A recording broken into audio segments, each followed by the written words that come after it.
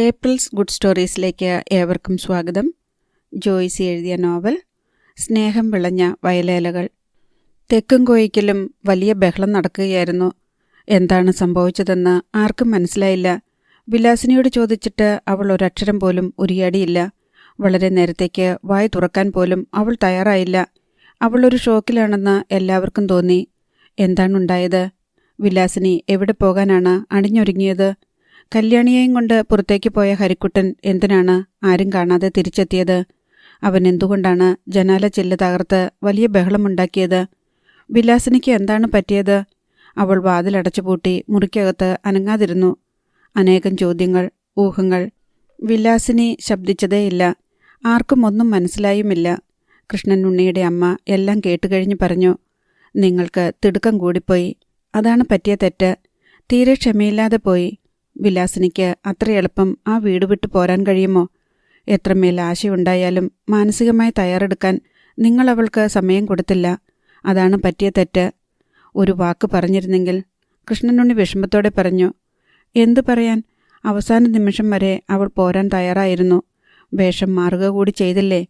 പക്ഷേ ഇറങ്ങിപ്പോരാനുള്ള കരുത്ത് കിട്ടിയില്ല. അതാണ് സത്യം. സ്ത്രീകൾക്ക് ചില ബലഹീനതകളൊക്കെയുണ്ട്. ജനിച്ചു വളർന്ന വീടുമായുള്ള ബന്ധം പുരുഷൻ നിഷ്പ്രയാസം മുറിച്ചു മാറ്റും. പക്ഷേ സ്ത്രീക്ക് അതിന് കഴിയില്ല. കഴിയേണ്ടത് അവൾക്കാണെങ്കിൽ പോലും. അമ്മ വിശദീകരിച്ചു. ഇനി ഞാൻ എങ്ങനെ വീട്ടിൽ ചെല്ലും? എങ്ങനെ അച്ഛൻ്റെയും അമ്മാവൻ്റെയും മുഖത്തു നോക്കും? അവിടിപ്പോൾ വലിയ ബഹളം നടക്കുകയായിരിക്കും. എവിടെ പോകാൻ നിൽക്കുകയായിരുന്നെന്നും എന്താണ് കാര്യമെന്നും ചോദിക്കുമ്പോൾ ചേച്ചിക്ക് പറയാതിരിക്കാൻ ഒക്കുമോ? എനിക്കിനി ആ വീട്ടിലേക്ക് കയറണ്ട. പെങ്ങളെ മറ്റൊരുവൻ്റെ കൂടെ ഒളിച്ചോടാൻ പ്രേരിപ്പിക്കുകയും ഒത്താശ ചെയ്തു കൊടുക്കുകയും ചെയ്തവനെ വെറുതെ വിടുമോ? ഇനിയുള്ള കാലം കാരാഗ്രഹവാസത്തിന് തുല്യമായിരിക്കും. ഹരിഹരൻ ആരോടെന്നില്ലാതെ ആവലാതിപ്പെട്ടു. കൃഷ്ണനുണ്ണി ഹതാശനായി തൻ്റെ മുറിയിൽ ചെന്ന് കിടന്നു. ആ പരാജയം അയാളുടെ മനസ്സിടിച്ചു കളഞ്ഞിരുന്നു. അയാൾ ശരിക്കും തളർന്നുപോയി. ഇനി ഇതുപോലൊരു അവസരം കിട്ടുകയില്ലെന്ന് അയാൾക്ക് തോന്നി. ഒരേയൊരു ചാൻസ്, അത് നഷ്ടമായി. ഇനി അവർ വിലാസിനിക്ക് ചുറ്റും ഒരു തടവറ പണിയും. അവളുടെ കൈകാലുകൾ ചങ്ങലക്കിട്ട് പൂട്ടും. ഇനി ഒരിക്കലും അവൾക്ക് ആ പഴഞ്ചൻ മന്ദിരത്തിൽ നിന്ന് പുറത്തു കടക്കാൻ ഒക്കുകയില്ല.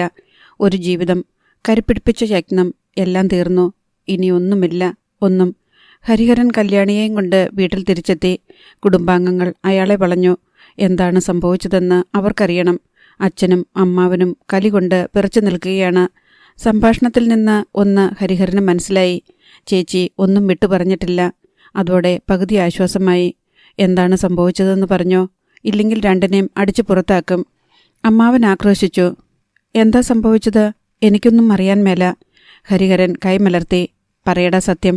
അമ്മാവൻ മുന്നോട്ട് കയറി നിന്നു. ഇതെന്താ പോലീസ് സ്റ്റേഷനോ? കല്യാണിയെയും കൊണ്ട് പുറത്തേക്ക് പോയ നീ എന്തിനു തിരിച്ചു വന്നു? ചേച്ചിയോട് ഒരു കാര്യം പറയാൻ. എന്ത് കാര്യം?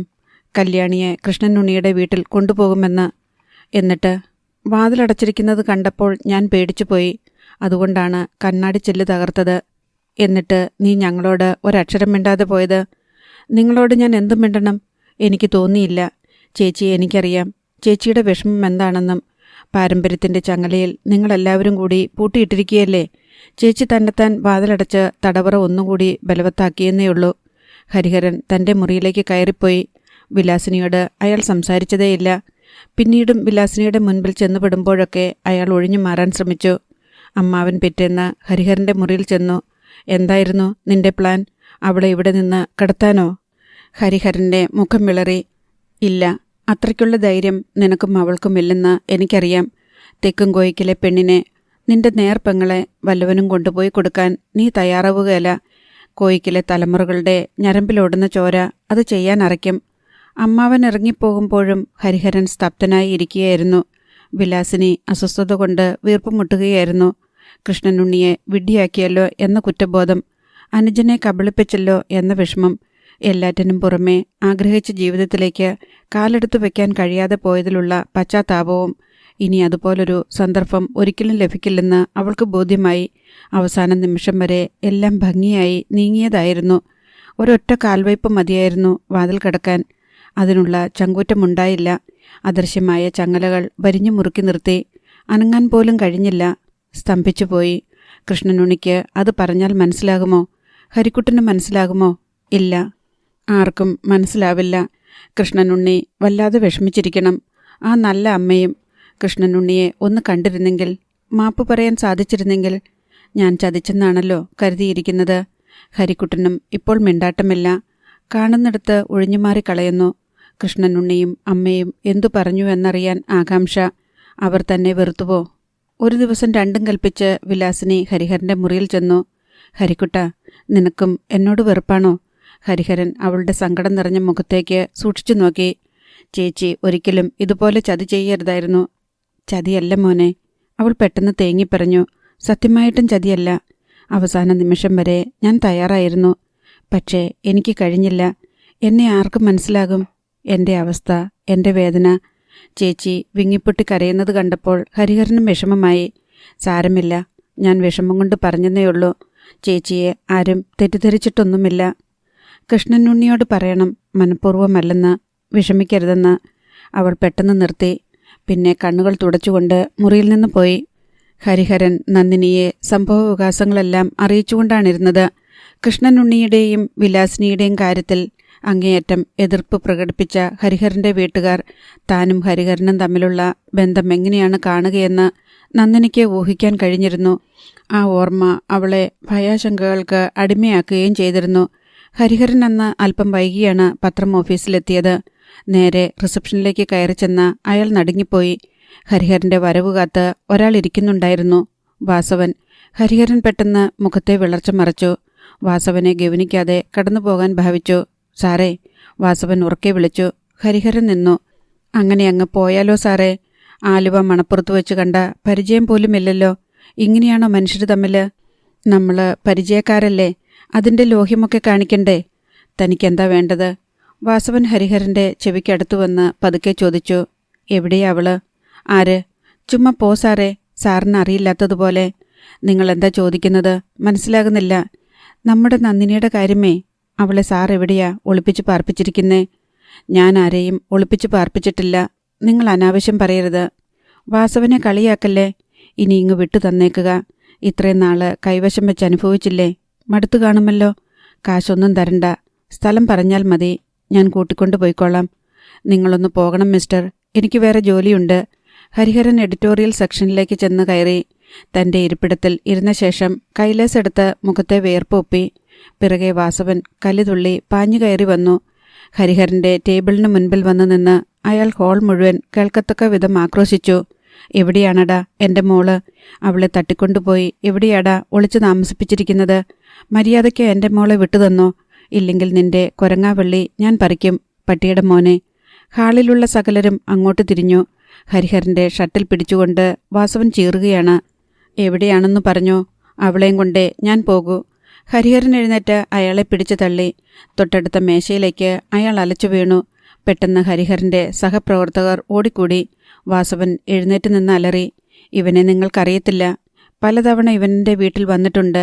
എൻ്റെ മോളെ ഹോട്ടലിൽ കൊണ്ടുപോയി താമസിപ്പിച്ചിട്ടുണ്ട്. ആ വകയിലൊന്നും 10 പൈസ കൊടുത്തിട്ടുമില്ല. ഒരു ദിവസം നാട്ടുകാരെല്ലാം കൂടി ഇവനെ തല്ലിക്കൊല്ലാറാക്കിയതാ. അങ്ങോട്ട് കയറാൻ പറ്റാതായപ്പോൾ അവൾ എൻ്റെ മോളെ ഇങ്ങോട്ട് വിളിപ്പിച്ച് ഒളിപ്പിച്ചിരിക്കുക. എനിക്കെൻ്റെ മോളെ കിട്ടണം, ഇല്ലെങ്കിൽ ഞാനിവനെ കൊല്ലും. വാസവൻ വീണ്ടും ഹരിഹരനെ ആക്രമിക്കാൻ ചെന്നു. ഹരിഹരൻ കൈവീശി അയാളുടെ കവിളത്തൊന്ന് പൊട്ടിച്ചു. പിന്നെ ചവിട്ടിമറിച്ചിട്ടു. പിന്നെയും വലിച്ചെഴുന്നേൽപ്പിച്ച് പടക്കം പൊട്ടിക്കുന്നതുപോലെ 2 കവിളത്തും മാറി മാറി അടിച്ചു. ഇടയ്ക്ക് കാൽമുട്ടുകൊണ്ട് വയറ്റത്തും ഇടിച്ചു. തളർന്നു വീണ വാസവൻ്റെ മുടിക്കു കുത്തിപ്പിടിച്ച് ഓഫീസിനു വെളിയിലേക്ക് വലിച്ചഴിച്ചു കൊണ്ടുപോയി മുറ്റത്ത് തള്ളി. കണ്ടുപോകരുത്, കൊന്നുകളയും. ഹരിഹരൻ ക്രുദ്ധനായി അമറി. വാസവനോടുള്ള പക മുഴുവൻ കുത്തിയൊലിക്കുകയായിരുന്നു. വാസവൻ ഭയന്ന് എഴുന്നേറ്റു. നിന്നെ ഞാൻ വെറുതെ വിടില്ലടാ, പന്നി, നാറി, തെണ്ടി, നിലവിളിച്ച് പറഞ്ഞുകൊണ്ട് അയാൾ സിമന്റ് പടികൾ ഇറങ്ങിപ്പോയി. ഹരിഹരൻ, എന്താ ഇത്? ബഹളം കേട്ടുവന്ന ജയചന്ദ്രൻ നായർ ക്രുദ്ധനായി ചോദിച്ചു. ഇതൊരു പത്രം ഓഫീസാണ്. കവല ചട്ടമ്പികളെപ്പോലെ അടിപിടി കൂടാൻ ഇതൊരു കള്ളുഷാപ്പൊന്നുമല്ല. എന്താ നിങ്ങളീ കാണിച്ചത്? അതും ഓഫീസ് സ്റ്റാഫെല്ലാം നോക്കി നിൽക്കേ. ലജ്ജയില്ലേ നിങ്ങൾക്ക്? സോറി സാർ, ആ തെമ്മാടിയെ ഒഴിവാക്കാൻ ഇതിലും നല്ലൊരു മാർഗമില്ലായിരുന്നു. അയാൾ എന്നെ കയ്യേറ്റം ചെയ്യുന്നത് സാറും കണ്ടതാണല്ലോ. അതിന് ഓഫീസിൽ അടിപിടി ഉണ്ടാക്കുകയാണോ ചെയ്യുന്നത്? ഇവിടെ സെക്യൂരിറ്റി ഗാർഡ്സ് ഉണ്ട്. അല്ലെങ്കിൽ പോലീസിനെ വിളിച്ച് അവനെ നീക്കം ചെയ്യാമായിരുന്നു. സാർ, ഇവിടുത്തെ സെക്യൂരിറ്റി ഗാർഡോ പോലീസോ എത്തുന്നതുവരെ അവൻ്റെ തെറിയും തല്ലുമേറ്റ് നിൽക്കാൻ എനിക്ക് ക്ഷമയില്ലാതെ പോയി. അയാൾ തല്ലിയെങ്കിൽ കാരണം കാണും. എവിടെ അയാളുടെ മകൾ? എനിക്കറിയില്ല. നിങ്ങൾ തമ്മിൽ പ്രേമമായിരുന്നല്ലോ. അതെൻ്റെ വ്യക്തിപരമായ കാര്യം. എന്നാൽ this is my first and last warning. നിങ്ങളുടെ വ്യക്തിപരമായ കാര്യങ്ങളെ ഓഫീസിലേക്ക് വലിച്ചിഴക്കരുത്. ഹരിഹരൻ തൻ്റെ സീറ്റിൽ ചെന്നിരുന്നു. എല്ലാവരും പോയിരുന്ന് ജോലി ചെയ്യ്. കൂട്ടം കൂടി നിന്നിരുന്നവരോട് ജയചന്ദ്രൻ നായർ പറഞ്ഞു. അവർ പിറുപിറുത്തുകൊണ്ട് പിരിഞ്ഞു. അന്നുച്ചയ്ക്ക് ഊണും കഴിഞ്ഞിരുന്നപ്പോൾ ജയചന്ദ്രൻ നായർ ഹരിഹരൻ്റെ അടുത്ത് ചെന്നു. കൂടെ കൃഷ്ണനുണ്ണിയും. I am sorry Hari. രാവിലെ എൻ്റെ ടെമ്പർ ലൂസായി. അത്രയ്ക്കും മോശമായ രംഗമാണ് ഞാൻ കണ്ടത്. പോകട്ടെ, അയാൾ പറഞ്ഞതിൽ വാസ്തവം വല്ലതുമുണ്ടോ? അയാളുടെ മകളെ ഹരി ഒളിപ്പിച്ചിരിക്കുകയാണോ? അല്ല. അവൾ എവിടെയുണ്ടെന്ന് ഹരിക്കറിയുമോ? അറിഞ്ഞുകൂടാ. നിങ്ങൾ തമ്മിൽ ഇപ്പോൾ ഒരു കണക്ഷനുമില്ലേ? ഇല്ല. അയാൾ പിന്നെ ഹരിയെ തേടി വന്നത്? എനിക്കറിയില്ല. അവൾ ഒളിച്ചോടുകയാണോ ചെയ്തത്? ഹരിഹരൻ്റെ നിഷേധാത്മകമായ മറുപടികൾ ജയചന്ദ്രൻ നായർക്ക് സംശയമുളവാക്കി. ഹരി പിണങ്ങിയിട്ടാണെന്ന് നിശ്ചയം. നന്ദിനിയെക്കുറിച്ച് അയാൾക്കറിയാമെന്ന് ജയചന്ദ്രൻ നായർ ഊഹിച്ചു. എങ്കിലും അതേക്കുറിച്ച് ഒന്നും ചോദിച്ചില്ല. പത്രം ഓഫീസിൽ നിന്നും പോയ വാസവൻ ആദ്യം ചെയ്തത് ഹരിഹരൻ്റെ വീട് തിരക്കിപ്പിടിക്കുകയാണ്. അഡ്രസ് കയ്യിലുണ്ടെങ്കിലും വീട് അന്വേഷിച്ച് കണ്ടെത്താൻ കുറേ ബുദ്ധിമുട്ടി. അയാൾ ചെല്ലുമ്പോൾ ആദിത്യവർമ്മയും മനോഹരവർമ്മയും കൂടി ചതുരംഗം കളിക്കുകയായിരുന്നു. വാസവൻ സ്വയം പരിചയപ്പെടുത്തി. നന്ദിനിയുടെ അച്ഛനാണ് ഞാൻ. ഏതു നന്ദിനി? താൻ ആര്? ആദിത്യവർമ്മ നെറ്റിച്ചുളിച്ചു. ഇവിടുത്തെ ഹരിഹരൻ സാറിന് ഒരു പെണ്ണുമായിട്ട് ബന്ധമുണ്ടായിരുന്നില്ലേ? നാട്ടുകാരെല്ലാം കൂടി സാറിനെ തല്ലിച്ചതച്ചില്ലേ? ആ പെണ്ണിൻ്റെ കാര്യമാ. ഓഹോ, താനെന്തിന് ഇവിടെ വന്നു? ആരോട് ചോദിച്ചിട്ട് ഈ വളപ്പിൽ കയറി? ആദിത്യ, പണിക്കാരെ വിളിക്ക്. ഇവനെ അടിച്ച് പുറത്താക്കാൻ പറ.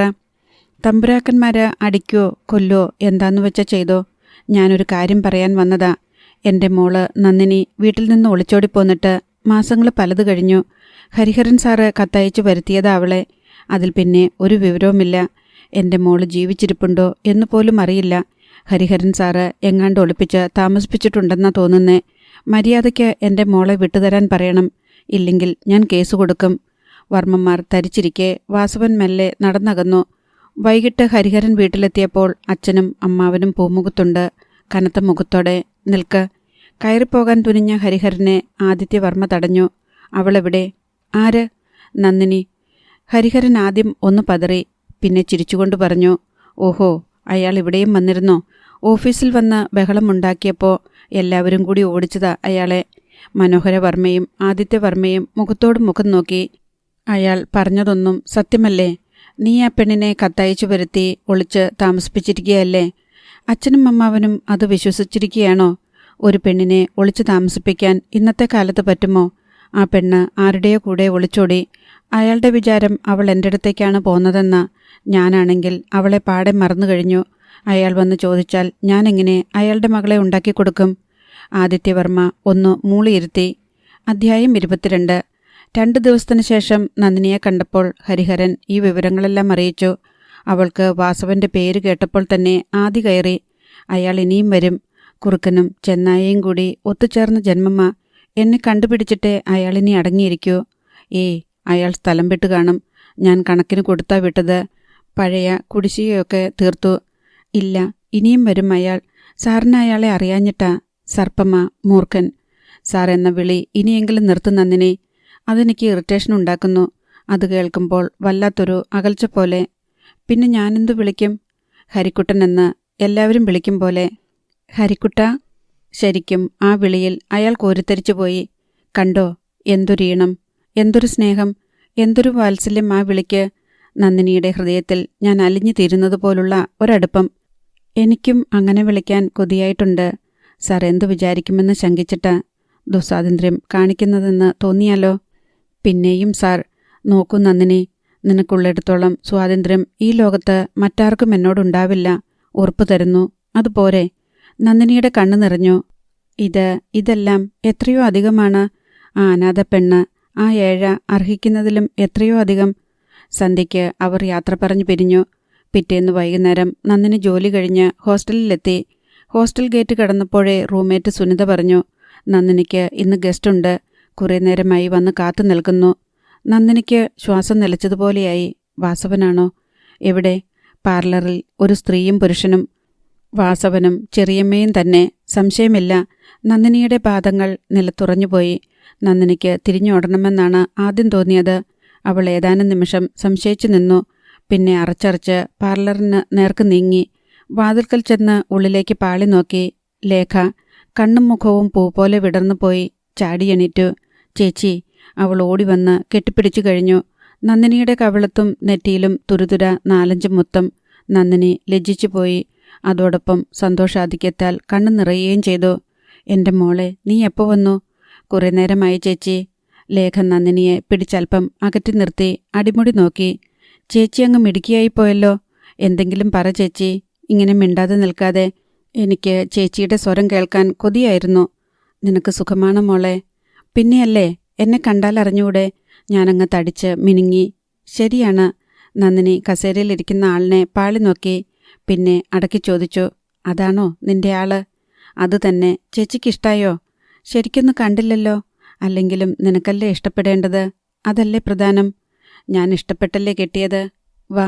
ലേഖ നന്ദിനിയെ വലിച്ച് അനിരുദ്ധൻ്റെ അടുത്തേക്ക് കൊണ്ടുപോയി. ഇതെൻ്റെ ചേച്ചി. ഞാൻ എപ്പോഴും പറയാറില്ലേ, എൻ്റെ പാവം നന്ദിനി ചേച്ചി. അനിരുദ്ധൻ എഴുന്നേറ്റു. തലയൊന്നു കുലുക്കടോ.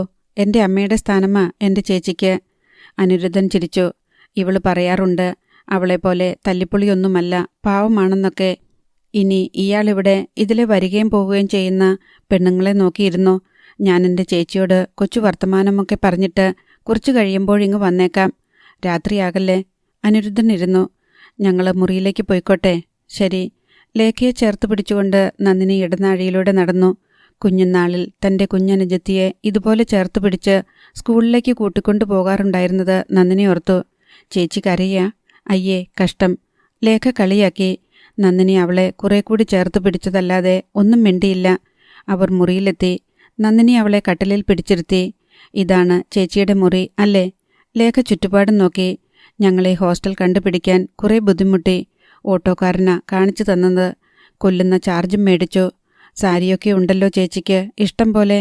ഹരിഹരൻ സാർ മേടിച്ചു തന്നതായിരിക്കും. ഇവിടെ വരാറുണ്ടോ പുള്ളിക്കാരൻ? നിങ്ങളൊന്നിച്ച് കറങ്ങാനൊക്കെ പോകുമോ? ജോലിയൊക്കെ എങ്ങനെയുണ്ട് ചേച്ചി? സ്ഥിരമായിട്ട് കിട്ടുമോ? അതൊക്കെ പോകട്ടെ. നിങ്ങൾ കല്യാണം വല്ലതും നടത്തിയോ? ആരും അറിയാതെ രജിസ്റ്റർ കല്യാണം?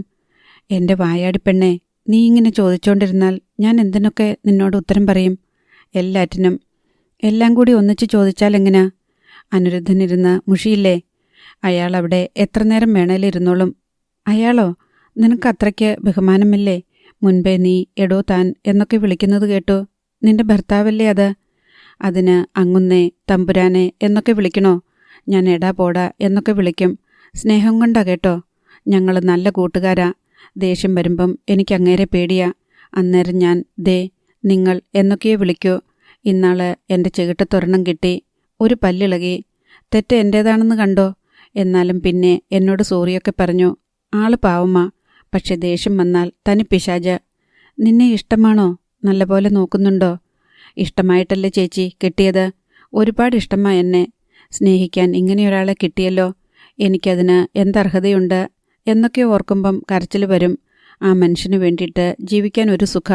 വേദന പോലും സന്തോഷമായിട്ട് വരും. നന്ദിനിക്ക് കാര്യം മനസ്സിലായി. അവരുടെ ജീവിതം, സ്നേഹത്തിൻ്റെ ആഴം, അവരുടെ സന്തുഷ്ടിയും പ്രതീക്ഷയും സകലതും. നിന്റെ എഴുത്ത് കിട്ടിയപ്പോൾ മുതൽ എനിക്ക് പേടിയായിരുന്നു. നിന്റെ ജീവിതം എങ്ങനെയായി തീരുമെന്നോർത്തിട്ട്. നിനക്ക് ചതി പറ്റിയോ? നിന്റെയാൾ എങ്ങനെയുള്ളവനാണ് എന്നൊന്നും എനിക്കറിയില്ലല്ലോ. ചേച്ചിക്കറിയോ? വാസവേട്ടൻ ഒരിക്കൽ അവിടെ വന്നു, അനിയില്ലാത്ത നേരത്ത്. എന്നിട്ടെന്നെ ബ്ലാക്ക്മെയിൽ ചെയ്യാൻ ശ്രമിച്ചു. ഞാൻ അവന് പണം കൊടുക്കണം, അവൻ വിളിക്കുന്നിടത്ത് ചെല്ലണം, ഇല്ലെങ്കിൽ പഴയ കാര്യങ്ങളൊക്കെ അനിയോട് പറയും എന്നൊക്കെ ഭീഷണിപ്പെടുത്തി. ഞാൻ വഴങ്ങിയില്ല. അയാൾ ഒരു ദിവസം വന്ന് അനിയോട് പറഞ്ഞു, എടാ നിന്റെ ഭാര്യ എൻ്റെ കൂടെ കിടന്നിട്ടുണ്ട്. ഈശ്വര. നന്ദിനി നെഞ്ചിൽ കൈവച്ചു. എന്നിട്ട് അനി എഴുന്നേറ്റ് ഇടത്തെ ചെകിട്ടത്ത് ഒരെണ്ണം കൊടുത്തു. എൻ്റെ ഭാര്യയെ നീ ചൂഷണം ചെയ്തത് എങ്ങനെയാണെന്ന് അവൾ എന്നോട് പറഞ്ഞിട്ടുണ്ടടാ പട്ടി എന്നും പറഞ്ഞ് വലത്തെ ചെകിട്ടത്ത് ഒരെണ്ണം കൂടി കൊടുത്തു. നീ ആ മരിച്ചുപോയ മുകുന്ദൻ മാസ്റ്ററുടെ മക്കളെയെല്ലാം ദ്രോഹിച്ച കഥയും അറിയാമടാ എന്ന് പറഞ്ഞ് നാഫിക്കൊരു ചവിട്ട്. അവസാനം ഇനിമേലിൽ ഈ പടി കയറിപ്പോകരുതെന്നും പറഞ്ഞ് മുഖമടിച്ച് ഒരിടിയും. അയാൾ മൂക്കുകുത്തി നിലത്തു വീണു. മുഖം നിറയെ ചോരയൊലിപ്പിച്ചോണ്ടാ എഴുന്നേറ്റ് ആടിയാടിപ്പോയത്. ലോകത്തിൽ ആണുങ്ങളുണ്ടെന്ന് അയാൾക്ക് മനസ്സിലായി കാണും. എന്നിട്ടെന്താ? ഒന്നുമില്ല. ഞാൻ കരഞ്ഞോണ്ട് നിൽക്കുകയായിരുന്നു. എൻ്റെ അടുത്ത് വന്ന് പറഞ്ഞു, വിഷമിക്കണ്ട, ഇനി അവനിങ്ങോട്ട് വരില്ലെന്ന്. അയാൾ പറഞ്ഞതൊക്കെ സത്യമാണോ എന്ന് അനിരുദ്ധൻ നിന്നോട് ചോദിച്ചില്ലേ? എനിക്കറിയാമായിരുന്നല്ലോ. കല്യാണത്തിന് മുൻപ് ഞാനെല്ലാം തുറന്നു പറഞ്ഞിരുന്നല്ലോ. നന്ദിനി ദീർഘമായി നിശ്വസിച്ചു. നീ ആ മനുഷ്യനെ പോയിട്ട് പൂജിക്കണമല്ലോ മോളെ, ദൈവത്തെ പോലെ. അതിൻ്റെ ആവശ്യമൊന്നുമില്ല. ആ ചെറുക്കനും ഒരു തല്ലിപ്പൊളിയായിരുന്നു ചേച്ചി. എൻ്റെ കൂടെ കൂടിയ പിന്നെയാ നന്നായത്. കള്ളുകുടിയും ചീട്ടുകളിയും സകല വഷളത്തരവും ഉണ്ടായിരുന്നു. എന്തു പാടുപെട്ടിട്ടാണെന്നോ മെരുക്കിയെടുത്തത്. അനിരുദ്ധൻ്റെ വീട്ടുകാരൊക്കെ നിന്നോടെങ്ങനെയാ? സ്നേഹത്തിലാണോ?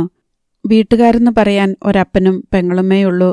എനിക്ക് ലോകത്താരും പെണ്ണു കൊടുക്കുകയല്ലെന്നായിരുന്നു അവരുടെ വിചാരം. അപ്പോഴല്ലേ ഞാൻ ചെല്ലുന്നത്. എന്നെ വലിയ കാര്യ. നിന്റെ ഭാഗ്യം. ചെറിയമ്മയെ കാണാൻ നീ ഈടെയെങ്ങാനും പോയോ? ഇല്ല. കൊച്ചുമോൻ്റെ വിവരം വല്ലതും? ഒന്നും അറിയത്തില്ല. ജീവിച്ചിരിപ്പുണ്ടോന്ന് പോലും. അതോർക്കുമ്പോഴാ വിഷമം. പെങ്ങന്മാരെ രക്ഷിക്കാൻ വേണ്ടിയിട്ട് രണ്ടും കൽപ്പിച്ച് കൊല്ലാൻ പോയതല്ലേ. ആ ആളിപ്പോഴും സുഖമായി ജീവിച്ചിരിക്കുന്നു. അവൻ്റെ ഭാവി നശിക്കുകയും ചെയ്തു. വാസുവേട്ടൻ എന്നെ അന്വേഷിച്ച് ഇവിടെയും വന്നിരുന്നു. ചേച്ചിയെ കണ്ടോ? ഇല്ല. ഹരിഹരൻ സാറിൻ്റെ പത്രം ഓഫീസിലാണ് വന്നത്. ഒളിച്ചു വച്ചിരിക്കുന്ന മകളെ വിട്ടുകൊടുക്കണമെന്ന് പറഞ്ഞ് ഹരിഹരൻ സാർ ശരിക്കും കൈകാര്യം ചെയ്താ വിട്ടത്. ചേച്ചി സൂക്ഷിച്ചോ, അവൻ ഇനിയും വരും. ഹരിഹരൻ സാറിനോട് പറ രജിസ്റ്റർ കല്യാണം നടത്താൻ. പിന്നെ ചേച്ചിയെ സൂക്ഷിക്കേണ്ട ചുമതല അങ്ങേർക്കല്ലേ? അല്ലെങ്കിലും അങ്ങനെയൊക്കെ തന്നെയാ. ഞാൻ ചേച്ചിയുടെ മടിയിലൊന്ന് കിടന്നോട്ടെ? ചോദിച്ചതും അവൾ മടിയിൽ തലവെച്ച് കിടന്നു കഴിഞ്ഞു. എത്ര നാളായി. ഒറ്റയ്ക്കാവുമ്പം ഞാൻ പഴയ കാര്യങ്ങളൊക്കെ ഓർക്കും. അന്നേരം ഇതുപോലൊന്ന് കിടക്കാൻ കൊതിയാകും. നന്ദിനിയുടെ ഒരു കൈ തലയണയായി വെച്ച് കൈ കവിളത്ത് ചേർത്തണച്ച് അവൾ ഒതുങ്ങിക്കിടന്നു. ഒരു കഥ പറഞ്ഞ ചേച്ചി. നന്ദിനി കണ്ണുനീരിൻ്റെ തിരശീലം മാറ്റി നോക്കി. ദൂരെ ദൂരെ ഒരു ചെറിയ വീടിൻ്റെ കൊച്ചു വരാന്തയിൽ ഒരു ബാലിക ഇരിക്കുന്നു. അവളുടെ മടിയിൽ തലവെച്ച് ഒരു പിഞ്ചോമന കിടക്കുന്നു. അവരുടെ മുന്നിൽ ചുവന്നു തുടുത്ത സന്ധ്യാകാശം. എന്നിട്ട് രാജകുമാരൻ രാക്ഷസനെ കൊന്നോ? രാജകുമാരിയെ കൂട്ടിക്കൊണ്ടുപോയോ? ബാക്കി നാളെ. നന്ദിനി അറിയാതെ മന്ത്രിച്ചു. അവളുടെ കണ്ണിൽ നിന്നും രണ്ടിറ്റ് കണ്ണുനീർ ലേഖയുടെ കവിളത്ത് വീണ് ചിതറി. സന്ധ്യയ്ക്ക് ലേഖയും അനിരുദ്ധനും യാത്ര പറഞ്ഞു പോയി. രാത്രി വണ്ടിയിൽ അവർക്ക് നാട്ടിലെത്തണം. നാളെ ജോലിക്ക് കയറേണ്ടതാണ്. പോവും മുമ്പ് ലേഖ നന്ദിനിയെ കെട്ടിപ്പിടിച്ചു. വീണ്ടും വരാമെന്ന് വാഗ്ദാനം ചെയ്തു. അവർ പോയി കഴിഞ്ഞപ്പോൾ നന്ദിനി വിഷാദത്തിൽ വീണു. എല്ലാം ഒരു സ്വപ്നം പോലെ തോന്നി. ലേഖ വന്നുവോ? സംസാരിച്ചുവോ? മടങ്ങിപ്പോയോ? എല്ലാം സംഭവിച്ചതു തന്നെയാണോ? പെട്ടെന്ന് എല്ലാം കഴിഞ്ഞു പോയല്ലോ. എന്നാലും എൻ്റെ അനുജത്തി എന്നെ കാണാൻ വന്നല്ലോ. അവൾ എന്നെ മറന്നില്ലല്ലോ. അവൾക്ക് സന്തോഷപൂർണമായ ഒരു ജീവിതം നേടാൻ കഴിഞ്ഞല്ലോ. നന്ദിനി അഭിമാനത്തോടെ ഓർത്തു. ലേഖ പോയി ഒരാഴ്ച കഴിഞ്ഞപ്പോൾ കത്തുവന്നു. അവൾ ഒരമ്മയാകാൻ പോകുന്നത്രേ. നന്ദിനിക്ക് ആനന്ദം മാത്രമല്ല അസൂയ കൂടി തോന്നി. അവൾ മറുകുറി അയച്ചു. ജീവിതം ശാന്തമായി നീങ്ങി. എങ്കിലും വാസുവിനെ അവൾക്ക് പേടിയുണ്ടായിരുന്നു. കടയിലായിരിക്കുമ്പോഴും റോഡിൽ നടക്കുമ്പോഴും പേടിയാണ്. കണ്ടുമുട്ടുന്ന കടന്നു പോകുന്ന 1000 മുഖങ്ങളിലൊന്ന് വാസവൻ്റേതാണോ? 4 ചുറ്റും നോക്കിയാണ് നടക്കുക. കൊടുങ്കാട്ടിൽ ഹിംസ്രമൃഗത്തെ എന്ന പോലെ നഗരത്തിൽ അവൾ വാസവനെ ഭയന്നു. ഒരു ദിവസം ചെറിയാച്ചൻ അവളെ തൻ്റെ ക്യാബിനിൽ വിളിച്ചു വരുത്തി. മുഖപുര കൂടാതെ അയാൾ പറഞ്ഞു, ഞാൻ ആശിച്ചിട്ട് എനിക്ക് കിട്ടാതെ പോയ ഒരേയൊരു പെണ്ണ് നീ മാത്രമാണ്. എനിക്കതിൽ വലിയ വിഷമമുണ്ട്. എന്നുവെച്ച് ബലപ്രയോഗത്തിനൊന്നും ഞാനില്ല. ഇഷ്ടമില്ലാത്തവളെ നിർബന്ധിക്കുന്നതും എനിക്ക് താല്പര്യമുള്ളതല്ല. ബലം പ്രയോഗിക്കാനായിരുന്നെങ്കിൽ അതിനുള്ള ആളും പണവും എനിക്ക് വേണ്ടുവോളമുണ്ട്. പക്ഷെ ഞാനത് ചെയ്തില്ല. പിന്നെ വേറൊരു കാര്യം, എനിക്കിഷ്ടമില്ലാത്തവരെ സന്തോഷമായിട്ട് ജീവിക്കാൻ അനുവദിക്കുകയില്ല. കെണിവെച്ച് ഞാൻ അവരുടെ സന്തോഷവും സമാധാനവും തകർക്കും. നീയും എൻ്റെ വലയിലായി കഴിഞ്ഞു. നിന്നെക്കുറിച്ചുള്ള സകല ഡീറ്റെയിൽസും ഈ ഫയലിലുണ്ട്. അയാളൊരു ഫയൽ മുന്നോട്ട് നീക്കിവെച്ചു. ഒരൊറ്റ ചാൻസ് കൂടി നിനക്ക് ഞാൻ തരികയാണ്. എൻ്റെ മുൻപിൽ കീഴടങ്ങിയാൽ ഒരൊറ്റത്തവണ മതി. നീ ആഗ്രഹിക്കുന്ന ജീവിതം നിനക്ക് കിട്ടും. അല്ലെങ്കിൽ നിന്റെ ജീവിതം നരകം. രണ്ടിലൊന്ന് തീരുമാനിച്ചോ? അയാൾ ക്രൂരമായ പുഞ്ചിരിയോടെ അവളെ നോക്കി. നന്ദിനി പുച്ഛഭാവത്തിൽ മന്ദഹസിച്ചു. എന്താണ് നിന്റെ തീരുമാനം? നരകമാണോ സ്വർഗമാണോ നീ തിരഞ്ഞെടുക്കുന്നത്? രണ്ടിലൊന്ന് തീരുമാനിച്ചോ? ഓർമ്മ വേണം, എന്നോട് സഹകരിച്ചാൽ നീ ആഗ്രഹിക്കുന്ന ആളിൻ്റെ കൂടെയുള്ള ജീവിതത്തിന് എല്ലാ ഒത്താശകളും ഞാൻ ചെയ്തു തരും. അല്ലെങ്കിൽ ഏത് ജീവിതമാണോ നീ ഏറ്റവും വെറുക്കുന്നത്, ആ ജീവിതമായിരിക്കും നിനക്ക് കിട്ടുക. മാനം പണയം വെച്ചിട്ട് എനിക്ക് നിങ്ങളുണ്ടാക്കിത്തരുന്ന സ്വർഗം വേണ്ട. അപ്പോൾ നീ സഹകരിക്കില്ല? ഇല്ല. ഒന്നുകൂടി ആലോചിച്ചോ പെണ്ണെ. നീ ഇനി പറയാൻ പോകുന്ന ഒറ്റ വാക്കിലാണ് നിന്റെ ജീവിതത്തിൻ്റെ രക്ഷയോ നാശമോ നിർണയിക്കപ്പെടുന്നത്. നീ സമ്മതിക്കുമോ ഇല്ലയോ? ഇല്ല. ശരി, പോയിക്കോളൂ. Wish you good luck. അയാളുടെ മുഖത്ത് തെളിഞ്ഞ ക്രൂരമായ ചിരി നന്ദിനിയെ ഭയപ്പെടുത്തി. മുറിയിൽ നിന്നും തിരിച്ചിറങ്ങിയപ്പോഴും പിന്നീട് ഹോസ്റ്റലിൽ വന്നപ്പോഴും ആ ചിരിയുടെ ഓർമ്മ അവളെ വേട്ടയാടി. അയാൾ തന്നെക്കുറിച്ചുള്ള എല്ലാ വിവരങ്ങളും അറിഞ്ഞിട്ടുണ്ടത്രേ. സകല വിവരങ്ങളും ശേഖരിച്ച് ഫയൽ ചെയ്തിരിക്കുന്നു. അതായത് താൻ ആരാണെന്നും എവിടെ നിന്നാണ് പോന്നതെന്നും ആരെയാണ് ഭയപ്പെടുന്നതെന്നും ആരെയാണ് സ്നേഹിക്കുന്നതെന്നുമെല്ലാം അയാൾക്കറിയാം. വലിയൊരു ആപത്താണ് വരാൻ പോകുന്നതെന്ന് അവൾക്ക് തോന്നി. എല്ലായ്പ്പോഴും അവൾ അസ്വസ്ഥയായി കഴിഞ്ഞുകൂടി. 2 ദിവസത്തിനു ശേഷം ഹരിഹരനെ കണ്ടപ്പോൾ അവൾ ചെറിയാച്ചൻ്റെ ഭീഷണിയെക്കുറിച്ച് പറഞ്ഞു. ഹരിഹരൻ ചെറിയാച്ചനോട് വഴക്കുണ്ടാക്കാൻ പുറപ്പെട്ടതാണ്. നന്ദിനി തടഞ്ഞു. അതുകൊണ്ട് എന്താ ഗുണം? നമുക്ക് മുൻകരുതലെടുക്കാം. അതല്ലേ നല്ല വഴി. പക്ഷേ അവനെ അങ്ങനെ വെറുതെ വിട്ടപ്പറ്റില്ലല്ലോ. ആദ്യം നമ്മുടെ സുരക്ഷ, അത് കഴിഞ്ഞു മതി പ്രതികാര ചിന്ത. നിന്നെക്കുറിച്ചുള്ള വിവരങ്ങൾ അറിയാമെന്ന് ആ നായിൻ്റെ മോൻ ഭീഷണിപ്പെടുത്താൻ പറഞ്ഞതായിരിക്കും. നീ ആരാണെന്നോ എവിടെ നിന്ന് വന്നെന്നോ അയാൾക്കറിയില്ല. ആകെ അറിയാവുന്നത് കൃഷ്ണനുണ്ണിയെയും എന്നെയുമാണ്. മതിയല്ലോ, ഹരിക്കുട്ടൻ്റെ വീട്ടിൽ അയാൾ വിവരമറിയിച്ചാലോ? എന്നാൽ എന്താ ഗുണം? അവർ എന്തെങ്കിലും വിവരം അറിയേണ്ടതല്ലേ? നമ്മളെ തമ്മിൽ എന്നേക്കുമായി അകറ്റാൻ അവർ ശ്രമിക്കും. അതൊക്കെ നീ വെറുതെ പേടിക്കുകയാണ്. എന്നോട് അച്ഛൻ പറയും, നീ ഇനി ജോലിക്ക് പോകേണ്ട, വീട്ടിലിരുന്നോളാൻ. ഞാൻ വഴങ്ങുകയില്ല. അപ്പോൾ പിന്നെ എന്നെ വീട്ടിൽ കയറ്റുകയില്ലെന്നാകും. പിന്നെ എനിക്ക് ഒന്നും നോക്കാനില്ല. നമ്മൾ ഒന്നിച്ചുള്ള ജീവിതം തുടങ്ങിയാൽ മതി. ചെറിയാച്ചനെ സ്വാധീനിച്ച് എന്നെ ജോലിയിൽ നിന്ന് പറഞ്ഞയച്ചാലോ? എന്നാലും ഞാൻ അറിയാതിരിക്കില്ല. എന്നെ പിടിച്ച് മുറിക്കകത്ത് പൂട്ടിയിടാൻ ആർക്കും സാധ്യമല്ലല്ലോ. ഹരിക്കുട്ടൻ്റെ കുടുംബക്കാർ വലിയ പണക്കാരല്ലേ? അവർക്ക് എന്തുമാകാം. ഞാനൊരേഴ. നിന്നെ ആരെങ്കിലും അപായപ്പെടുത്തുമെന്നാണോ? അതിനാരും ധൈര്യപ്പെടില്ല. നിന്നെക്കുറിച്ച് അറിഞ്ഞാൽ അവർ എന്നോട് ചോദിക്കാതിരിക്കില്ല. അപ്പോൾ ഞാൻ മുന്നറിയിപ്പ് കൊടുക്കും. നിനക്കെതിരെ എന്തു പ്രവർത്തിച്ചാലും അത് കുടുംബത്തിൻ്റെ തകർച്ചയിൽ എത്തുകയുള്ളൂവെന്ന്. ഞായറാഴ്ച വൈകുന്നേരമായതിനാൽ പാർക്കിൽ നല്ല തിരക്കുണ്ടായിരുന്നു. നന്ദിനിയും ഹരിഹരനും ഒരൊഴിഞ്ഞ മൂലയിൽ താഴ്ന്ന മരച്ചിലകൾക്ക് കീഴിലായിരുന്നു. ഞാൻ ഏതായാലും കൃഷ്ണനുണ്ണിയോട് ഒന്ന് പറയുന്നുണ്ട്. അയാൾ ചെറിയാച്ചനോട് ചോദിച്ചോളും. നന്ദിനി ഹരിഹരൻ്റെ കരമെടുത്ത് മടിയിൽ വെച്ചു. 2 കൈത്തലങ്ങൾ കൊണ്ടും കൈപ്പത്തി പൊതിഞ്ഞു പിടിച്ചു. അവൾ അയാളുടെ കൈവെള്ളയിൽ ഉമ്മ വെച്ചു. ഹരിഹരൻ തരളിതനായി. ഒന്നുകൂടി അയാൾ മന്ത്രിച്ചു. അവൾ വീണ്ടും കൈത്തലം ചുണ്ടോട് ചേർത്തു. കുറേ നിമിഷങ്ങൾ നിശബ്ദമായി കടന്നുപോയി. ഹരിക്കുട്ട, മന്ത്രിക്കും പോലെ സ്നേഹസാന്ദ്രമായ സ്വരത്തിൽ അവൾ വിളിച്ചു. അയാൾ മൂളി. എനിക്ക് വല്ലതും സംഭവിച്ചാലും ഹരിക്കുട്ടൻ അതൊന്നും ഓർത്ത് വിഷമിക്കാതെ മറ്റൊരു വിവാഹം കഴിച്ച് സന്തോഷമായിട്ട് ജീവിക്കണം. ഹരിഹരൻ അവൾക്ക് ശരിക്കു വേദനിക്കത്തക്ക വിധം കൈത്തണ്ടയിൽ നുള്ളി. ഇനി മേലിൽ ഇങ്ങനെ സംസാരിച്ചേക്കരുത്. നിനക്കെന്താ ഭ്രാന്ത് പിടിച്ചോ? ഓരോന്ന് ഭാവിക്കുന്നതിനും ഒരതിരില്ലേ? എനിക്കെന്തോ പേടി പോലെ തോന്നുകയാ. ഒരാപത്ത് വരാൻ പോകുന്ന പോലെ. പേടിക്കേണ്ട നന്ദിനിക്കുട്ടി, ഞാനില്ലേ കൂടെ. അയാൾ അവളുടെ കയ്യിൽ മുറുകെ പിടിച്ചു. ഹരിഹരൻ പിറ്റേന്ന് തന്നെ കൃഷ്ണനുണ്ണിയോട് ചെറിയാച്ചൻ നന്ദിനിയോട് കാട്ടിയ മോശമായ സമീപനത്തെക്കുറിച്ചും ഭീഷണിയെക്കുറിച്ചും പറഞ്ഞു. കൃഷ്ണനുണ്ണി അന്ന് തന്നെ ചെറിയാച്ചനെ കണ്ട് ചോദിച്ചു, ഇയാൾ എന്തോന്നും ഭാവിച്ചാ? ഞാനൊരു പെണ്ണിനെ തൻ്റെ അടുത്ത് ജോലിക്ക് നിർത്തിയാൽ ഇങ്ങനെയാണോ പെരുമാറുന്നത്? നന്ദിനിയുടെ അടുത്ത് വേണ്ടാതീനം വല്ലതും കാണിച്ചാൽ ഞാൻ നാറ്റിക്കും. പറഞ്ഞേക്കാം, തൻ്റെ അച്ചടിശാലയും ബുക്ക് ഷോപ്പുമെല്ലാം ഞാൻ പൂട്ടിക്കും. ആയുഷ്കാലത്ത് പിന്നെ താൻ തല പൊക്കുകയല്ല. അയ്യോ കൃഷ്ണനുണ്ണി, ഞാൻ അവളെ ഒന്ന് പരീക്ഷിച്ചതല്ലേ, ഒരു തമാശന്. വേണ്ട, നന്ദിനിയെ അധികം പരീക്ഷിക്കണ്ട. വേണ്ടെങ്കിൽ വേണ്ട. ഞാൻ അവളെ തിരിഞ്ഞൊന്നും നോക്കുക കൂടിയില്ല. ചെറിയാച്ചൻ വാക്ക് പറഞ്ഞാൽ വാക്കാ. അടുത്ത ദിവസം നന്ദിനി ജോലിക്ക് വന്നപ്പോൾ ചെറിയാച്ചൻ വിളിപ്പിച്ചു. ഹരിഹരനോടും കൃഷ്ണനുണ്ണിയോടും നീ പറഞ്ഞല്ലേ? കരുതിയിരുന്നു മോളെ, ചെറിയാച്ചനാ പറയുന്നത്. ഹരിഹരൻ നന്ദിനിക്കു വേണ്ടി മറ്റൊരു ജോലി അന്വേഷിച്ചു തുടങ്ങിയിരുന്നു.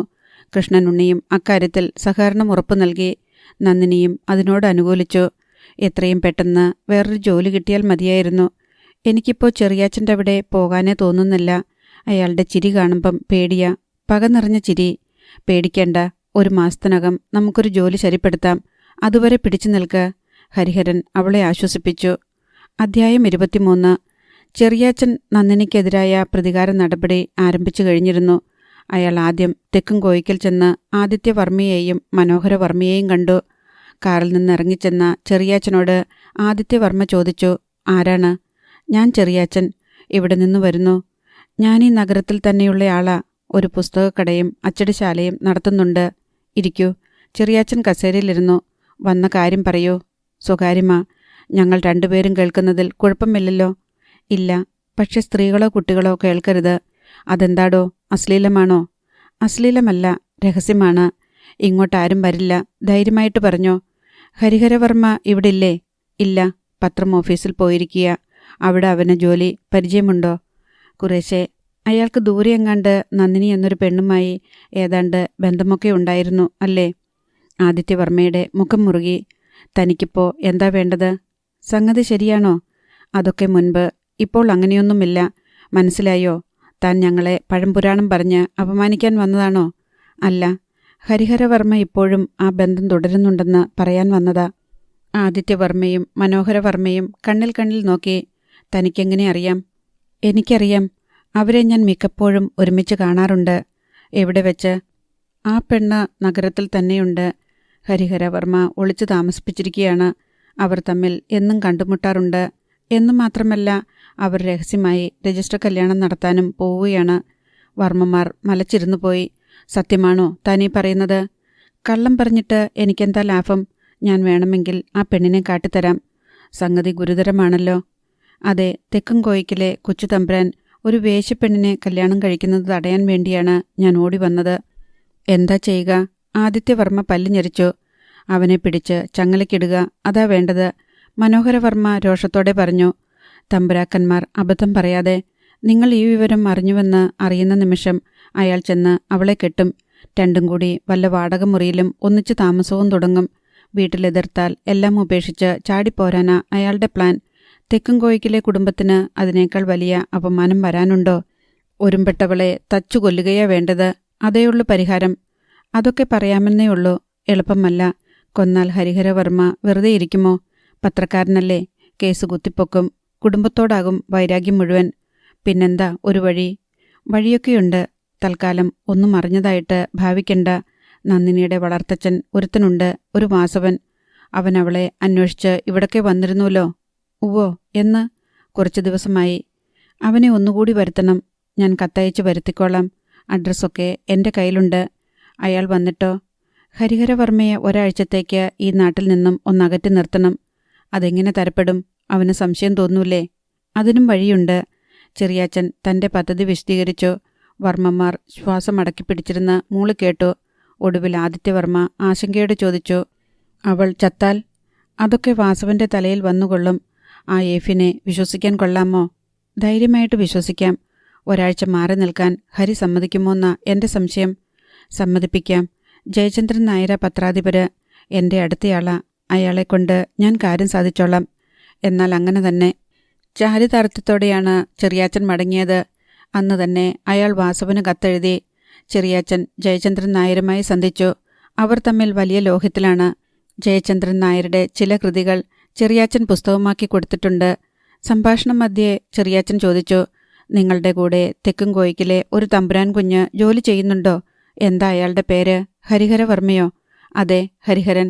നല്ല കഴിവുള്ള ചെറുപ്പക്കാരനാണല്ലോ. അതെ, പക്ഷേ ലേശം സ്ത്രീവിഷയമൊക്കെ ഉണ്ടെന്ന് കേൾക്കുന്നല്ലോ. ദൂരെ എങ്ങാണ്ടുള്ള ഒരു പെണ്ണിനെ കയറി പിടിച്ചെന്നോ നാട്ടുകാർ തല്ലിയെന്നോ ഒക്കെ മുൻപ് കേട്ടിരുന്നു. അത് അയാൾക്ക് ഒരക്കിടി പറ്റിയതാണ്. ചെക്കൻ ഇക്കാര്യത്തിൽ മുൻപരിചയമൊന്നുമില്ല. തൊലിവെളുപ്പ് കണ്ട് കയറിയങ്ങ് പ്രേമിച്ചു. പെണ്ണ് പേര് കേൾപ്പിച്ചവളായിരുന്നു. ആളൊരു ശുദ്ധഹൃദയനായി പോയതുകൊണ്ട് പറ്റിപ്പോയതാ. അതുപോലൊരു ബന്ധമുണ്ടെങ്കിൽ എതിർക്കേണ്ടത് തന്നെയാ അല്ലേ? തീർച്ചയായും. തെക്കുംകോയിക്കിലെ പുരുഷന് അത്തരമൊരു ബന്ധം ഭൂഷണമാണോ? ഇനിയുണ്ടായാലും തടയണ്ടേ? സംശയം വേണ്ട. എന്നാൽ ആ ബന്ധം നിലവിലുണ്ട്. നന്ദിനി എന്ന പെണ്ണുമായുള്ളതോ? ജയചന്ദ്രൻ നെറ്റിച്ചുളിച്ചു. അതെ, അവൾ ഈ നഗരത്തിലുണ്ട്. അവർ തമ്മിൽ സന്ധിക്കുന്നുമുണ്ട്. അവർ തമ്മിൽ രജിസ്റ്റർ മാരേജ് നടത്താൻ തീരുമാനിച്ചിരിക്കുകയും ചെയ്തിരിക്കുന്നു. ഗോഡ്, ചെറിയാച്ചൻ എങ്ങനെ ഇതറിഞ്ഞു? വീട് വിട്ടു പോന്ന അവൾ അവൻ്റെ അടുക്കലാണ് എത്തിയത്. അവൻ അവളെ ഒളിച്ചു താമസിപ്പിച്ചിരിക്കുകയാണ്. പിന്നീട് അവനും കൃഷ്ണനുണ്ണിയും കൂടി അവൾക്കൊരു ജോലി കൊടുക്കാൻ ശുപാർശ ചെയ്തു. കഥയൊന്നും അറിയാതെ ഞാൻ അവൾക്ക് ജോലിയും കൊടുത്തു. അവൾ എൻ്റെ പുസ്തകക്കടയിലെ സെയിൽസ് ഗേളാണ് ഇപ്പോഴും. അതെ. ബാസ്റ്റാർഡ്. ഹരിയോട് ഞാൻ ഈയിടെയും ചോദിച്ചതാണ് അവളെക്കുറിച്ച് വല്ല വിവരവുമുണ്ടോ എന്ന്. അവളുടെ വളർത്തച്ഛൻ വാസവൻ അവളെ തിരക്കി അവിടെ വന്നിരുന്നു. അന്ന് ഞാൻ ചോദിച്ചപ്പോൾ ഹരി കൈമലർത്തുകയാണ് ചെയ്തത്. ഇങ്ങനെയാ കാര്യങ്ങൾ. ഞാൻ ഉടനെ ഹരിയുടെ വീട്ടിൽ വിവരമറിയിക്കാൻ പോവുകയാ. ജയചന്ദ്രൻ ഫോണിലേക്ക് കൈ നീട്ടി. വേണ്ട, ചെറിയാച്ചൻ തടഞ്ഞു. അയാളുടെ വീട്ടിൽ ഞാൻ വിവരം വേണ്ടതുപോലെ അറിയിച്ചിട്ടുണ്ട്. എന്നിട്ട് അവരെന്തു പറഞ്ഞു? ഇക്കാര്യത്തിൽ ആരും നേരിട്ട് ഇടപെടാതിരിക്കുന്നതാണ് ബുദ്ധി. പിന്നെങ്ങനെ ഈ പ്രശ്നം കൈകാര്യം ചെയ്യും? ഹരിഹരവർമ്മയെ കുറച്ചു ദിവസത്തേക്ക് ഇവിടുന്ന് ഒന്നകറ്റി നിർത്തിയാൽ മതി. എന്നിട്ട് ആ പെണ്ണിന്റെ രണ്ടാനച്ഛൻ ഒരുത്തനുണ്ടല്ലോ, വാസവൻ. അവൻ വന്ന് അവളെ കൊണ്ടുപോയിക്കോളും. അവൾ പോകുമോ? പോകും. ചെറിയാച്ചൻ തന്റെ പദ്ധതി വിശദീകരിച്ചു. ജയചന്ദ്രൻ നായർക്കും പ്ലാൻ നന്നേ ബോധിച്ചു. ഹരിഹരനെ ഈ നാട്ടിൽ നിന്നകറ്റുന്ന കാര്യം ഞാൻ ഏറ്റു. വല്ല ലേഖനം എഴുതാനും അയച്ചാൽ മതി. അയക്കേണ്ട കാര്യമുണ്ട്. തമിഴ്നാട്ടിൽ നടന്ന വംശീയ കലാപത്തെക്കുറിച്ചും കൂട്ടക്കൊലയെക്കുറിച്ചും ഒരു ഇൻവെസ്റ്റിഗേറ്റീവ് റിപ്പോർട്ട് തയ്യാറാക്കാൻ. നന്നായി. കേരളത്തിന് പുറത്താണെങ്കിൽ അത്രയും നന്ന്. പെട്ടെന്ന് ബന്ധപ്പെടാനൊക്കില്ലല്ലോ. നിങ്ങൾ വാസവന് കത്തയച്ചോ? അയച്ചിട്ടുണ്ട്. അയാൾ എന്നു വരുമെന്നറിയില്ലല്ലോ. അതനുസരിച്ച് വേണ്ടേ ഹരിഹരനെ പറഞ്ഞയക്കാൻ? അയാൾ ആദ്യം ഒന്ന് വരട്ടെ. ഞാനും അയാളും കൂടി കാര്യങ്ങൾ സംസാരിക്കാം. അതിനുശേഷം അയാൾ തിരിച്ചു പോയിട്ട് ഹരിഹരനില്ലാത്ത അവസരം നോക്കി അവളെ കൂട്ടിക്കൊണ്ടു പോകാൻ വരും, നല്ല കരുതലോടെ. അപ്പോൾ വാസവൻ വന്നിട്ട് തീരുമാനിക്കാം ഹരിഹരനെ എന്നാണ് വിടേണ്ടതെന്ന്. അത് മതി. ഇക്കാര്യങ്ങളൊന്നും കൃഷ്ണനുണ്ണി അറിയരുത്. അവർ രണ്ടും ഒരൊറ്റ കയ്യ. ഇല്ല, കൃഷ്ണനുണ്ണി അറിയുകയില്ല. ഏറ്റല്ലോ? ഏറ്റു. ചെറിയാച്ചൻ സന്തുഷ്ടനായി മടങ്ങി. പിറ്റേന്ന് അയാൾ നന്ദിനിയെ സ്വന്തം മുറിയിലേക്ക് വിളിപ്പിച്ചു. ഒരു വക കുടില ചിരിയോടെ അയാൾ പറഞ്ഞു, നന്ദിനിക്കിനിയും സമയമുണ്ട്. ഒരൊറ്റ തവണ കൂടി ആലോചിച്ചു നോക്ക്. ഒരു ചാൻസ് കൂടി തരികയാണ്. നീ ആഗ്രഹിക്കുന്ന ജീവിതം ജീവിക്കുന്നോ, അതോ സകലതും തകരുന്നത് കണ്ടിട്ട് ജീവിതം മുഴുവൻ ദുഃഖിക്കുന്നോ? ഞാനൊരു മൂർഖനായതുകൊണ്ട് പറയുകയാ. ഞാൻ പകയോടെ കുത്തും. നിന്റെ ജീവിതത്തിൽ മുഴുവൻ വിഷം നിറയ്ക്കും. അതിനു മുൻപ് ഒരൊറ്റ ചാൻസ്. എനിക്ക് പറയാനുള്ളത് ഞാൻ വളരെ നേരത്തെ പറഞ്ഞു കഴിഞ്ഞു. വീണ്ടും കുടിലച്ചിരി. പിന്നീട് കണ്ടപ്പോഴൊക്കെയും ചെറിയാച്ചൻ്റെ ചുണ്ടുകളിൽ ആ ജുഗുപ്സ നിറഞ്ഞ ചിരിയുണ്ടായിരുന്നു. ചെറിയാച്ചൻ എഴുതിയിരുന്ന ദിവസം തന്നെ വാസവൻ വന്നു. രഹസ്യമായിട്ടായിരുന്നു കൂടിക്കാഴ്ച. ഇയാളുടെ ആരായിട്ട് വരും നന്ദിനി? ബാറിൽ മദ്യചഷകങ്ങൾക്ക് മുൻപിൽ ഒരു മേശയ്ക്കിരുപുറവുമായി ഒരൊഴിഞ്ഞ കോണിലിരിക്കെ ചെറിയാച്ചൻ ചോദിച്ചു, ഞാൻ അവളുടെ കൊച്ചച്ഛനാ? ശരിക്കും? അത്ര ശരിക്കുമല്ല. അവളുടെ മേൽ തനിക്കൊരു കണ്ണുണ്ടായിരുന്നു അല്ലേ? ഇതൊക്കെ പറയാനാണോ എന്നെ വിളിച്ചു വരുത്തിയത്? അല്ല, കുഴപ്പമില്ല, നമുക്ക് ശരിയാക്കാം. എന്തോന്ന്? നന്ദിനിയെ തനിക്ക് തിരിച്ചു വേണ്ടേ? വേണം. അവൾ ഈ നഗരത്തിൽ തന്നെയുണ്ട്. എവിടെ? അതൊന്നും പറയുകയല്ല. അവളൊരു സ്ഥലത്ത് ജോലി ചെയ്യുന്നു, മറ്റൊരിടത്ത് താമസിക്കുന്നു. അത് നിങ്ങൾക്കെങ്ങനെ അറിയാം? എനിക്കറിയാം. ആട്ടെ, നന്ദിനിയെ ഏൽപ്പിച്ചു തന്നാൽ താൻ കൊണ്ടുപോയിക്കൊള്ളാമോ? പിന്നെ ഒരിക്കലും തിരിച്ചുവിടാൻ ഇടയാകരുത്. അതിനുള്ള മാർഗമൊക്കെ പറഞ്ഞു തരാം. ഞാൻ കൊണ്ടുപോയാൽ പിന്നെ അവൾ ഒരിക്കലും തിരിച്ചു വരില്ല. വാസവന് ഹോട്ടലിൽ മുറിയെടുത്തു കൊടുത്തിട്ട് ചെറിയാച്ചൻ ജയചന്ദ്രൻ നായരെ ഫോണിൽ വിളിച്ചു. പിന്നെ തെക്കും കോയിക്കിലേക്കും വിളിച്ചു. ആദിത്യവർമ്മ കാറിൽ ഹോട്ടലിലെത്തി. അല്പം കഴിഞ്ഞപ്പോൾ ജയചന്ദ്രൻ നായരും വന്നു. ഹോട്ടൽ മുറിയിൽ വച്ചായിരുന്നു ഗൂഢാലോചന. വൈകുന്നേരത്തോടെ എല്ലാവരും പിരിഞ്ഞു. വാസവൻ പിറ്റേന്നാണ് മടങ്ങിയത്. നന്ദിനിയുടെ മനസ്സ് നിറയെ ആശങ്കകളായിരുന്നു. ചെറിയാച്ചൻ്റെ മുഖം കാണുമ്പോഴെല്ലാം അവളിൽ ഉൾക്കിടലമുണ്ടായി. ക്രൂരമായ സംതൃപ്തിയാണ് അയാളുടെ മുഖത്ത്. ഒരു ചതിയുടെ ചാരിതാർത്ഥ്യം. ഹരിഹരനോട് അവൾ പറയാതിരുന്നില്ല തൻ്റെ ആശങ്കകളെക്കുറിച്ച്.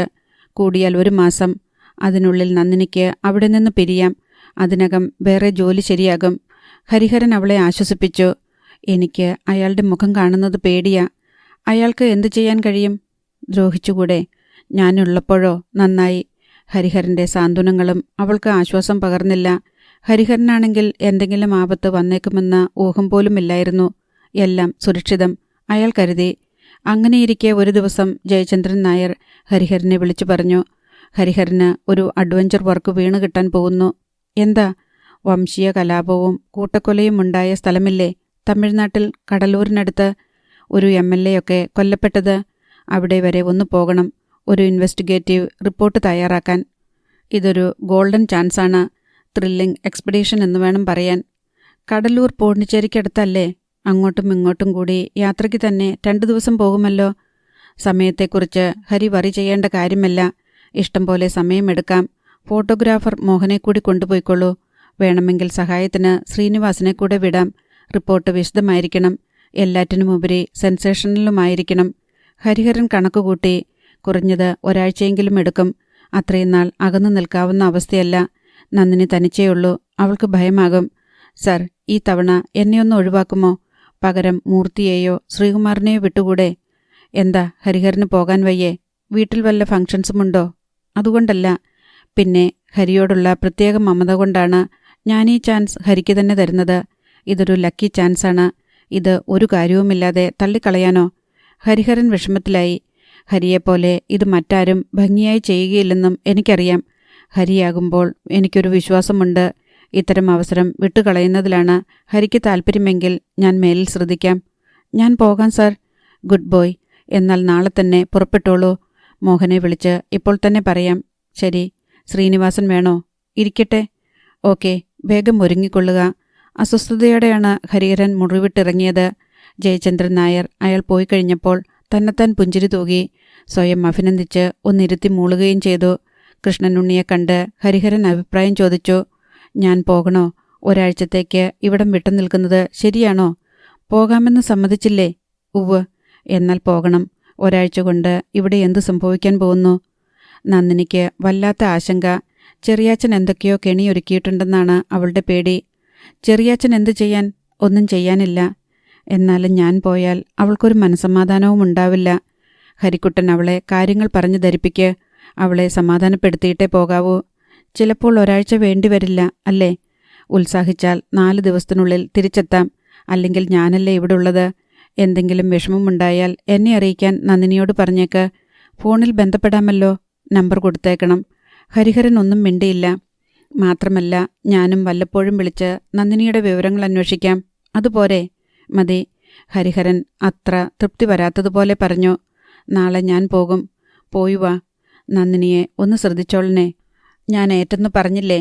ഹരിഹരൻ അന്ന് തന്നെ നന്ദിനിയെ കണ്ട് യാത്രയെക്കുറിച്ച് കുറേ സംസാരിച്ചു. നന്ദിനിക്കത് ഷോക്കേറ്റതുപോലെയായിരുന്നു. ഒരാഴ്ചത്തേക്ക് ഹരിഹരൻ ഈ നാട്ടിലുണ്ടാവില്ലെന്ന് കേട്ടതും മുഖം വിളറി. നന്ദിനി പേടിക്കേണ്ട കാര്യമൊന്നുമില്ല. മിക്കവാറും ഒരാഴ്ച തന്നെ വേണ്ടിവരില്ല. 4 ദിവസത്തിനുള്ളിൽ തിരിച്ചെത്താൻ കഴിഞ്ഞേക്കും. നന്ദിനിക്ക് കരച്ചിൽ വന്നു. ഇത് തന്നെയാ ഞാൻ ഇത്രനാളും പേടിച്ചത്. ഇങ്ങനെ എന്തെങ്കിലുമൊക്കെ സംഭവിക്കുമെന്ന് എനിക്കറിയാമായിരുന്നു. നിന്റെ മനസ്സിലെ പേടിയെന്താ? അത് പറ. എന്ത് സംഭവിക്കുമെന്ന നിന്റെ ഊഹം? അതറിയാമായിരുന്നെങ്കിൽ ഇത്ര തീ തിന്നണ്ടായിരുന്നല്ലോ. ആപത്തിനെക്കുറിച്ച് മനസ്സിൻ്റെ മുന്നറിയിപ്പ് കിട്ടുന്നുണ്ട്. അതാണെൻ്റെ പേടി. ആപത്ത് സംഭവിക്കുമെന്ന് എനിക്കറിയാം. ഒരിക്കലും എനിക്കിങ്ങനെ തോന്നിയിട്ടുള്ളതല്ല. നിന്റെ സുരക്ഷിത ബോധമില്ലായ്മയാണ് പേടിക്ക് കാരണം, അല്ലാതെ ആപത്തിനെക്കുറിച്ചുള്ള മുന്നറിയിപ്പൊന്നുമല്ല. പാർക്കിൻ്റെ ഒഴിഞ്ഞ കോണിൽ ഇരുന്നായിരുന്നു സംസാരം. ഹരിക്കുട്ട, അവൾ വികാരവായ്പോടെ വിളിച്ചു. ഈ യാത്ര മാറ്റിവെച്ചുകൂടെ? എന്തിന്? എന്നെ ഓർത്ത്, നമ്മുടെ ഇപ്പോഴത്തെ അവസ്ഥയോർത്ത്. നീ സുരക്ഷിതയാണ് ഇപ്പോഴത്തേക്കാൾ. പോകരുതേ പോകരുതേ എന്ന അപേക്ഷ മാത്രമേ ഉള്ളൂ എനിക്ക്. എനിക്ക് പോകാതിരുന്നുകൂടാ. നന്ദിനി സാരിത്തുമ്പുകൊണ്ട് നിറമിഴികൾ തുടച്ചു. ഇതിൽ കരയാനൊന്നുമില്ല. 4 ദിവസത്തേക്കൊരു യാത്ര, അത്രയുള്ളൂ. ഞാൻ പോയി കഴിഞ്ഞാൽ നന്ദിനി ഒറ്റയ്ക്കാണെന്ന് കരുതുകയും വേണ്ട. കൃഷ്ണനുണ്ണി ഇടയ്ക്ക് വിവരങ്ങൾ അന്വേഷിക്കും. എന്തെങ്കിലും ഉണ്ടെങ്കിൽ നീ കൃഷ്ണനുണ്ണിയെ ഫോണിൽ വിളിച്ചാൽ മതി. ഞാൻ നമ്പർ തന്നിട്ട് പോകാം. അതൊന്നും നന്ദിനിയെ ആശ്വസിപ്പിച്ചില്ല. അവൾ ഹരിഹരൻ്റെ കൈയെടുത്ത് മടിയിൽ വെച്ച് വിരലുകൾ സ്വന്തം വിരൽ ചേർത്ത് ബലമായി പിടിച്ചുകൊണ്ടിരുന്നു. പിടി വിടുകയില്ലെന്നതുപോലെ. നന്ദിനി എന്തിനാ കരയുന്നത്? ഇതാണ് എനിക്ക് അരിശം. ഒരു കാര്യവുമില്ലാത്ത ടെൻഷൻ. ഒരാൾക്ക് മാത്രമാണോ? 2 പേർക്കും? പോയിട്ട് വരുന്നതുവരെ എനിക്ക് സ്വസ്ഥതയുണ്ടോ? നന്ദിനി വേഗം മുഖം അമർത്തി തുടച്ചു. നിമിഷങ്ങളോളം അവർ അവരുടെ സ്വകാര്യതകളിൽ മുഴുകിയിരുന്നു. പോകാൻ എഴുന്നേൽക്കും മുൻപ് ഹരിഹരൻ്റെ കൈപിടിച്ച് ചുംബിച്ചു. ഹരിഹരന് അലിവും സങ്കടവും തോന്നി. നന്ദിനിയെ ചേർത്ത് പിടിച്ചുകൊണ്ടാണ് അയാൾ ആൾത്തിരക്കിനിടയിലൂടെ നടന്നത്. ഒന്നും പേടിക്കേണ്ട, കേട്ടല്ലോ, ഞാനില്ലേ? അയാൾ കൂടെ കൂടെ സാന്ത്വനപ്പെടുത്തുന്നുണ്ടായിരുന്നു. ടാക്സിയിലാണ് അവർ ഹോസ്റ്റലിലേക്ക് മടങ്ങിയത്. ഇരുട്ട് വീണു കഴിഞ്ഞിരുന്നു. കണ്ണഞ്ചിപ്പിക്കുന്ന വെളിച്ചത്തോടെ പാഞ്ഞു പോകുന്ന വാഹനങ്ങൾ, വൈദ്യുത ദീപങ്ങളിൽ കുളിച്ച നഗരം, കാറിനുള്ളിൽ ഇരുട്ട്. ഹരിക്കുട്ട, യാത്ര 1 ദിവസത്തേക്ക് മാറ്റിവെക്കാമോ? എന്താ, മറ്റന്നാൾ പോയാൽ പോരെ? എന്നാൽ എന്താ ഗുണം? 1 ദിവസം നമുക്കൊന്നിച്ചു കഴിയാം. എവിടെയെങ്കിലും, ഒരു പകലും ഒരു രാത്രിയും. നീ എന്താ ഉദ്ദേശിക്കുന്നത്? 1 ദിവസമെങ്കിലും എനിക്ക് ഹരിക്കുട്ടൻ്റെ ഭാര്യയായിട്ട് ജീവിക്കണം. മനസ്സുകൊണ്ടും ശരീരം കൊണ്ടും ഞാൻ എത്ര സ്നേഹിച്ചതാ, എന്തുമാത്രം കൊതിച്ചതാ. ഹരിക്കുട്ടനും എന്നെ ഒരുപാട് സ്നേഹിച്ചില്ലേ, ആഗ്രഹിച്ചില്ലേ? അത് തീരെ പാഴാകരുത്. ഒരുപക്ഷെ സർവനാശമായിരിക്കും എനിക്ക് വിധിച്ചിരിക്കുന്നത്. അതിനു മുൻപ് എനിക്ക് എന്നും എന്നും ഓർക്കാൻ 1 ദിവസം. എൻ്റെ ദേഹത്ത് മറ്റൊരാൾ കൈവയ്ക്കും മുൻപേ. ഹരിഹരൻ അവളുടെ വായ പൊത്തി. മിണ്ടരുത്, എന്തൊക്കെ വിഡിതങ്ങളാണ് പറയുന്നത്. നിന്റെ മനസ്സിന്റെ സമനില തീരെ നശിച്ചോ? പറയുന്നതിനും ഒരതിരില്ലേ? നന്ദിനി അടക്കിപ്പിടിച്ചു കരഞ്ഞു. ഹരിഹരൻ അവളെ ചുറ്റിപ്പിടിച്ച് നെഞ്ചിലേക്ക് ചായച്ചു. കണ്ണീർ വീണ് നനഞ്ഞ കവിളനകളിലും വിതുമ്പുന്ന ചുണ്ടുകളിലും സ്നേഹാവേശത്തോടെ ചുംബിച്ചു. ഇനിയും ഇനിയും എന്ന മട്ടിൽ അവൾ അയാളുടെ കഴുത്തിൽ കൈ ചുറ്റി ഗാഢമായി ആശ്ലേഷിച്ചു. അവളുടെ കണ്ണീർ പുരണ്ട് അയാളുടെ ചുണ്ടുകൾ തണുത്തു. ഹോസ്റ്റലിന്റെ ഗേറ്റ് കടന്നപ്പോഴാണ് രണ്ടാൾക്കും ബോധമുണ്ടായത്. മുഖത്തോട് ഒട്ടിച്ചേർന്നിരുന്ന നന്ദിനിയുടെ മുഖം ഹരിഹരൻ മെല്ലെ അടർത്തി മാറ്റി. കാർ നിന്നു കഴിഞ്ഞിരുന്നു. ഹരിഹരൻ ഡോർ തുറന്നുകൊടുത്തു. നന്ദിനി ഇറങ്ങി. ഹരിഹരനെ ദീനമായി ഒന്ന് നോക്കി. Good night. അവൾ മെല്ലെ തലയാട്ടി. കണ്ണുനീർ തുടച്ചുകൊണ്ട് അവൾ സാവധാനം ഹോസ്റ്റലിന്റെ റിസപ്ഷനിലേക്ക് നടന്നുപോയി. ഹരിഹരൻ ടാക്സിയിൽ തന്നെ വീട്ടിലെത്തി.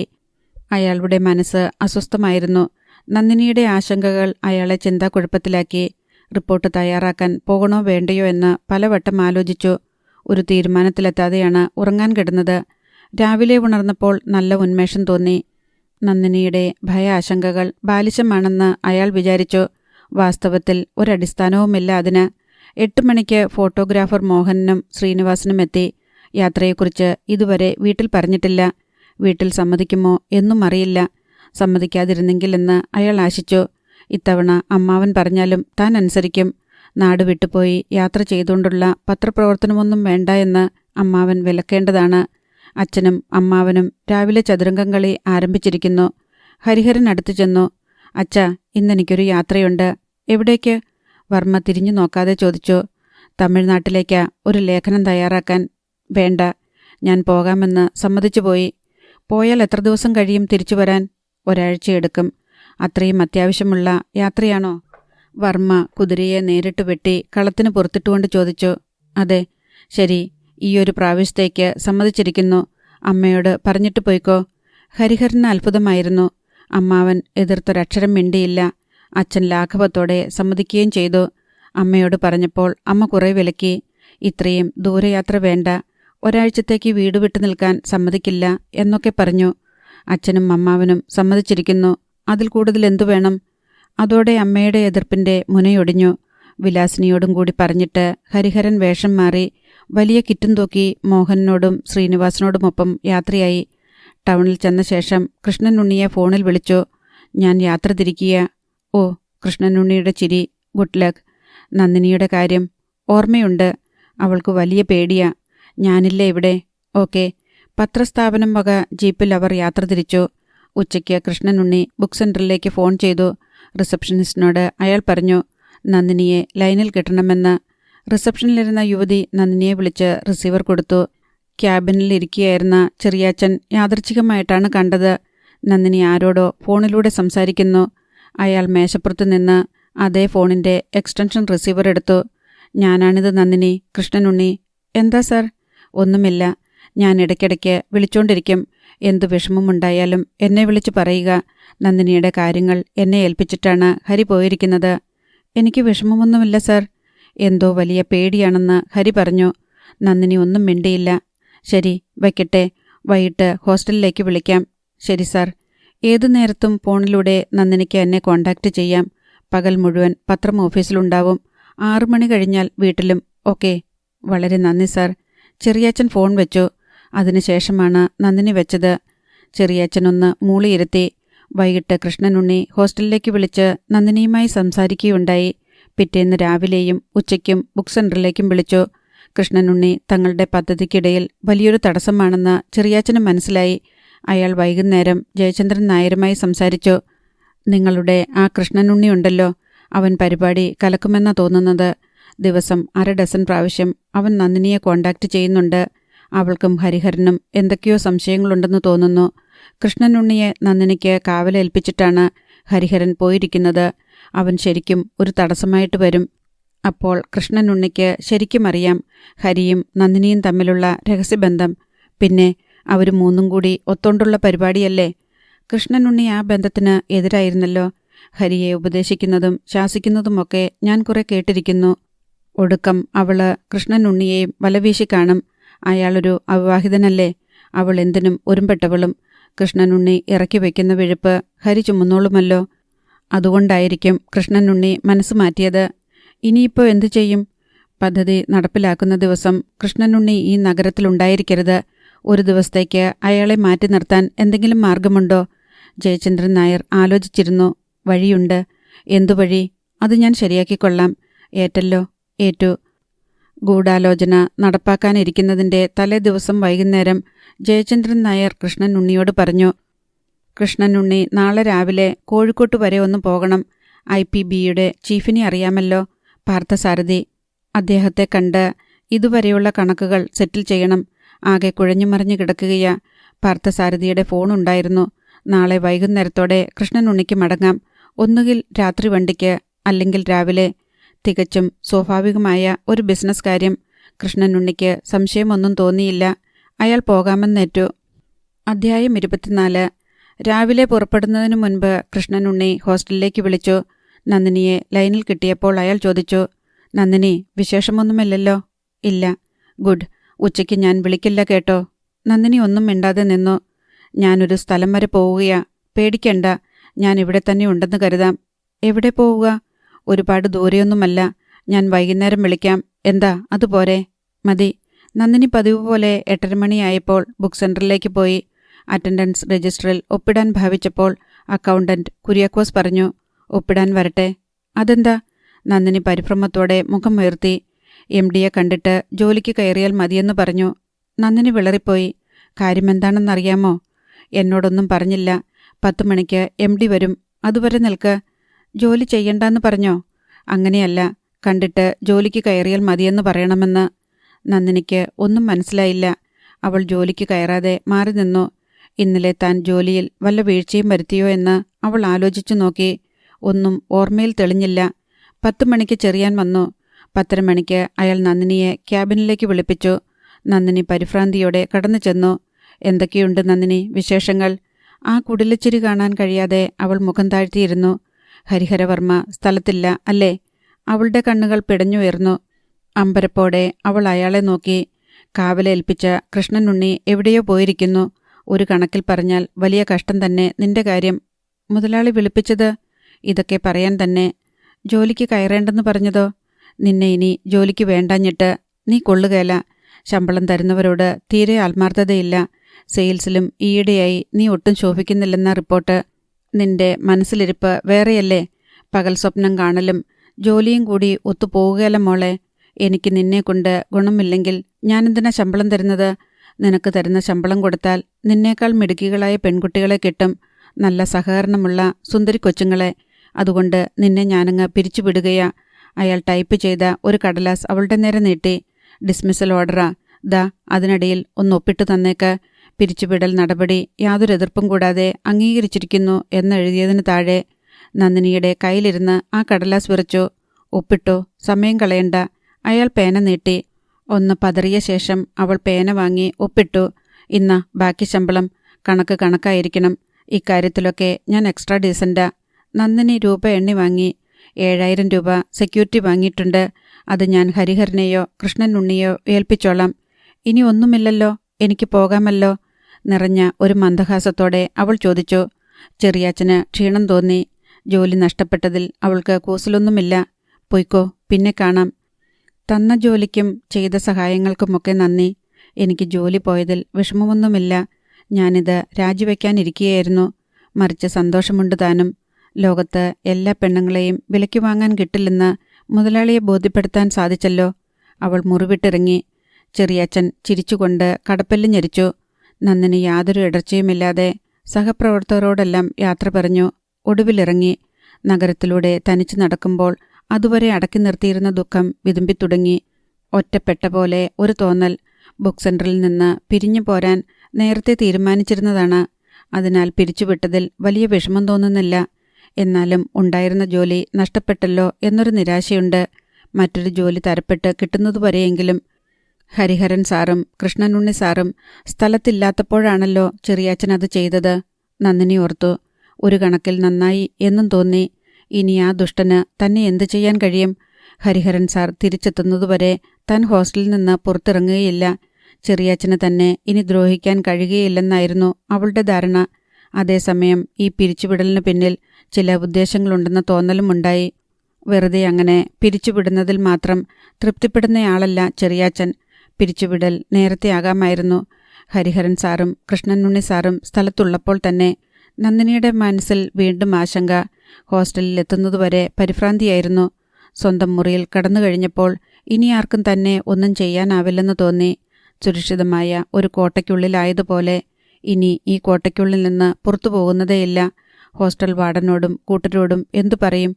ജോലിക്ക് പോകാത്തതെന്തെന്ന് അവർ ചോദിക്കാതിരിക്കില്ല. ജോലി രാജിവെച്ചു എന്ന് പറയണോ? അതോ പിരിച്ചുവിട്ടു എന്നോ? അതുമല്ലെങ്കിൽ കുറച്ചു നാളത്തേക്ക് അവധിയെടുത്തു എന്നോ? കൃഷ്ണനുണ്ണി സാർ ഉണ്ടായിരുന്നെങ്കിൽ വിളിച്ചു ചോദിക്കാമായിരുന്നു. ഇനി എന്താണ് ചെയ്യേണ്ടതെന്ന് അവൾ ആലോചനയിൽ മുഴുകി. അടുത്ത ഭാഗം നാളെ.